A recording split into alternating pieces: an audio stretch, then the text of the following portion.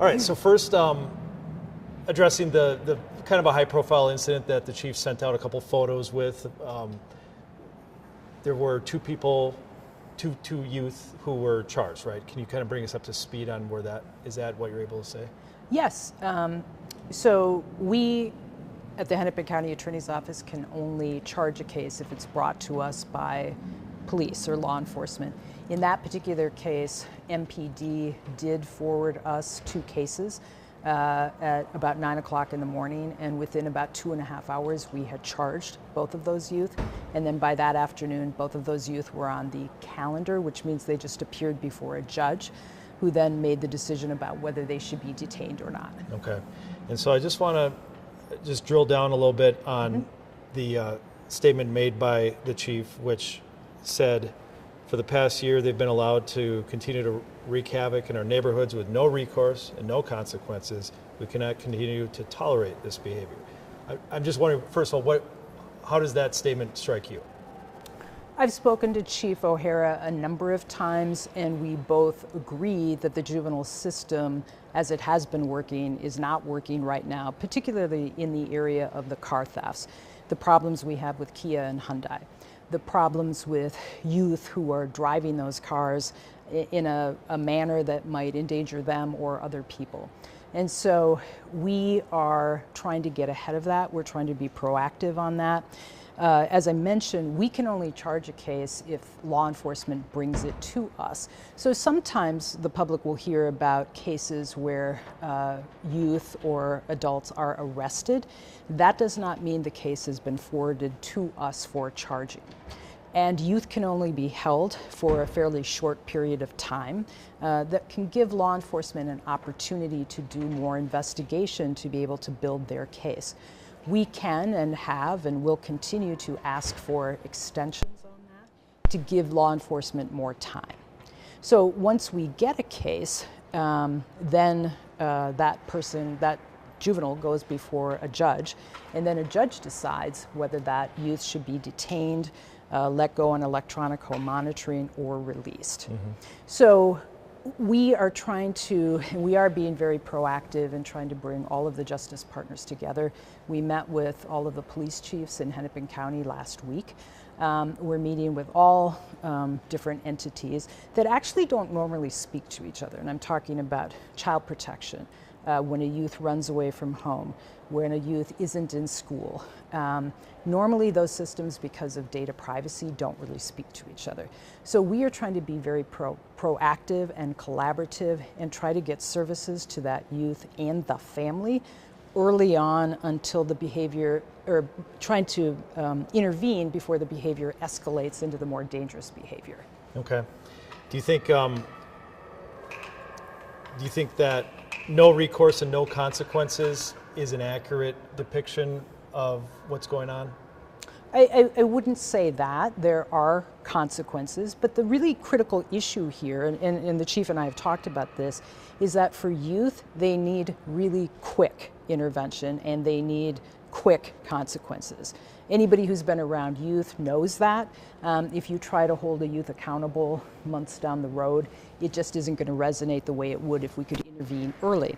So what we're trying to focus on is that early intervention. For instance, the Minneapolis Police Department used to have a really, really effective youth intervention diversion program where the cases didn't even come to us. This would be on low-level cases, joyriding, that kind of thing. And they could just refer the youth to diversion, who would reach out to the youth. And the data on that showed that that program was highly successful. COVID took that away. We have met with Chief O'Hara and he is committed to getting that back. But there are other times when a youth just hasn't been brought in, or maybe law enforcement knows that they're out there repeatedly in cars, but they haven't brought us chargeable cases. So we are trying to work on a collaboration that would allow us to look at those individual youth before they come into the system and figure out what we can do to help stabilize that youth and the family and to provide quick, effective accountability so that those youth that we know are involved in this repeated behavior get whatever services that they need. And on the note of not receiving cases, I covered the Dinkytown Yes. chaos from the weekend before last, and you guys weren't given cases by Minneapolis police in order to consider charges for? We were not. And I know just from reading about it, it was chaotic. I certainly understand there are reasons why police. So when police arrest somebody, they arrest them because they think they have probable cause for a case. But often they're arresting people for probable cause to get time to do further investigation to try to make sure they have a case to give to us. I believe in one of those cases we did ask a judge for an extension of that time to give law enforcement more of an opportunity to investigate, but we still didn't get this case. So we didn't get any cases from that behavior in Dinkytown. Right. So like if police brought you a case with evidence that they arrested somebody for stomping on somebody on the street, you would probably charge them. Yes, with those facts, yes. Yeah, and so that might be kind of a misperception that people have, like when it comes to the Dinkytown thing, for example, right? I think it is, and I think the system is complicated, and I think sometimes the public tends to perceive they don't understand the difference between an arrest, our ability to charge. I think it's also confusing that it is the Juvenile Detention Center that makes the decision about whether to book a youth into the center. We don't make that decision. Right. So in other words, law enforcement brings that youth, they can ask that the youth be booked, and they will be booked on certain types of charges, especially a charge involving a gun or other violent behavior. Law enforcement can also ask for an override if that offense isn't on the list for which Juvenile Detention Center will book somebody. All right, so keeping going down that road, what happens when a juvenile is arrested? And you can use a couple different examples, like maybe a stolen car joyride and a stolen car with weapons, like as a couple examples. So stolen car, weapons, let's say a carjack. Let's give that as an example. MPD or any other police agency can bring that youth to the Juvenile Detention Center and they will be booked. And that's not a process that involves the county attorney's office at all. If that youth, they want to charge the youth, or they want us to charge the youth with, say, joyride or even stealing a car, that doesn't involve violence, it doesn't involve a gun. That's the type of case where a youth would not normally be booked into the JDC. However, if law enforcement knows that that youth has been involved in other car thefts, even if they haven't been charged, they can make that request of the Juvenile Detention Center to book that youth anyway because of those other circumstances. Once a youth is booked, and even when they're not, then law enforcement, when they are done with their investigation, can forward a case to the county attorney's office. We are now committed to charging cases that are out of custody. So these are youth who are not being booked. We are moving our resources around to make sure that we can make a charging decision within 5 days. That's much more quickly than charging decisions have ever been made on out of custody cases. And that's because we're dedicated to trying to get that quick intervention with youth. But then if a youth is detained or is in the JDC, they have a legal right to go before a judge within a short period of time. And it is the judge who decides whether to continue to detain that youth, let them go on electronic home monitoring, or release them to their home. We don't make that decision. We're certainly there in court advocating for what we think is appropriate, but ultimately that decision is up to a judge. And then let's say they're released, the question is then, how long does it take to resolve their case? And I think that's a big gap here. It can take months for a youth who's out of custody, who makes a first appearance, until when their case is resolved. What are they getting then? What's happening with them? And those are the youth that actually aren't getting any resources whatsoever because their case has not been resolved yet. And I think those are some of the youth that law enforcement and community are seeing coming in on repeated car thefts. We are trying to close that gap as well. So we're being very proactive, trying to bring in all of our justice partners, law enforcement, the county, probation, everybody, community, because we know right now we're having a particular issue with youth and stolen cars.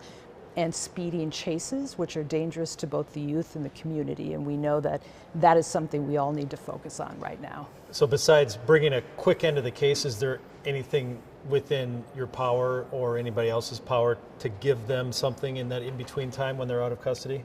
Yeah, so one interesting thing is an adult who's released from jail, a judge can order them to have certain services. We call it conditional release. That is not the case for youth. I know probation is embarking on a pilot project where they are doing conditional release. We've asked them to include youth who are on car theft charges.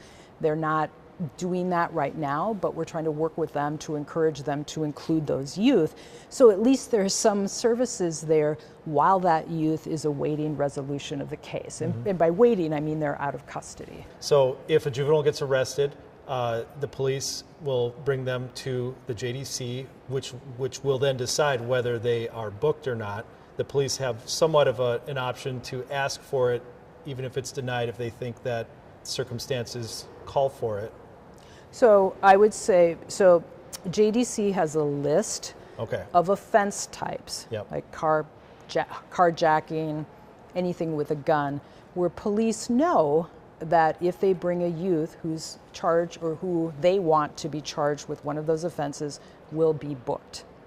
There are other times where the youth has been arrested for a car theft, something like that.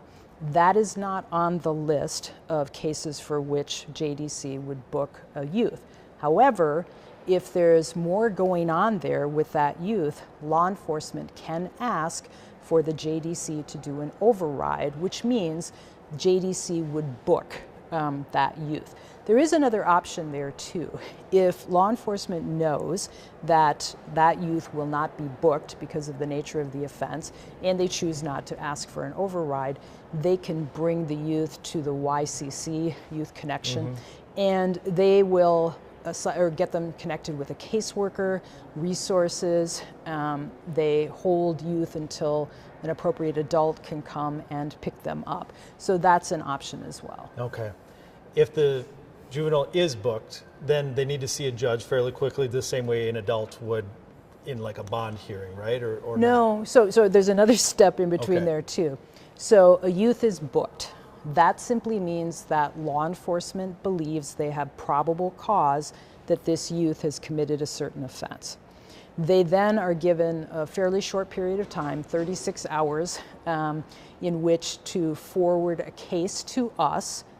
We actually have 36 hours in which to charge a case. So there's the booking, and then law enforcement still has to forward a case to us. So when you were talking about Dinkytown before, they did arrest people. They were booked, but we didn't get any of the cases for charging. So if somebody is booked at the JDC or even the adult jail, and there is no case forwarded to us, there's nothing for us to do, and that probable cause period time runs out, and then the JDC automatically releases that youth. I mentioned that we can ask for an extension from the judge, and we do that. We've gotten them granted, but even then with an extension, we still need to be able to charge, or that youth is going to be released. Once they're charged, then the youth has, there's a small time frame where the youth has the right to go before a judge, who then is going to look at the youth again and look at the background and make the decision of whether that youth stays in JDC or whether they are released. Okay, and that's kind of similar to like an adult bond hearing in a way. Yes. At that point, the judge decides whether the youth stays detained or goes home with a parent or on monitoring and so forth. And from that point forward, then it's just like a criminal case where they have to come back to court for court hearings. Eventually, there might be a trial or whatever. Is that? It is, but the time frames are much shorter. Okay. So for youth, the time to trial is 30 days. Okay. And the juvenile detention center was never meant to be a treatment facility. Juvenile detention center, much like the downtown detention center for adults, is a holding area, right? It's just meant to hold either a juvenile or an adult until their case is resolved. So one of the gaps there too is, okay, we resolve a youth's case. Let's say that kid is detained, right? We come to resolution, what happens then? And I would say that's a huge gap here because we don't have the continuum of care that Ramsey County is seeking from the legislature and has received to offer youth in Hennepin County. So that's a big gap. And it's those cases where you might have a kid on a carjacking or something like that. They're detained, their case is resolved, what next? And we don't have the options that we need to provide that kind of rehabilitation services. Some of those, like the Ramsey County bill, they're talking about a continuum of care, which means varying levels of security, smallish group homes in community, where services are brought to the youth. In other words, mental health, trauma, treatment. The problem with sending a youth to Utah, which Hennepin County does, Milwaukee, Duluth, all of these other places, they may do well there, but then what happens after that? They go back to their community, they don't have those relationships with a therapist, and then they sometimes go right back into the kinds of behavior that we were trying to avoid in the first place. So these types of small group homes with varying levels of security have been shown to be very successful because they allow that youth to have those services in their community so that when they are out and they're struggling with trauma, drug use, alcohol use, mental health, they have people to contact in community. So that's what we need. We don't have that right now. So that's a big gap there. And that's what's happening with a lot of youth, that they get out and there's no conditional release. So they're not getting anything until their case is resolved, which can be months. Yeah.